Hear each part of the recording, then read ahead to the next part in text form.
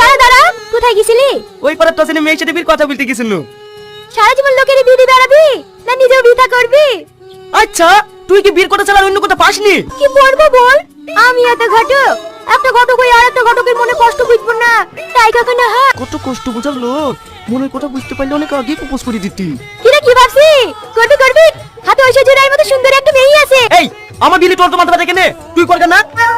হ্যাঁ করবো তো, হাতে সেরকম ছেলে আছে। না নয়। ছেলে তো কি দেন না, ঘটক হয়ে নিজের বিয়ের ঘটক তালি করা যায়। আচ্ছা ঠিক আছে, তোর কেমন ছেলে পছন্দ বল। হ্যাঁ, আমার ঋত্বিক রোশনের মতো হাইট হবে, সালমান খানের মতো বডি হবে, আর শাহরুখ খানের মতো স্টাইলিশ চলবে। কি রে, এরকম ছেলে পাবো না? দেখতে পাবি কি না? ওই জন্য নয় গেলে কি মনে হয় আমাদের বিয়ে হবে না।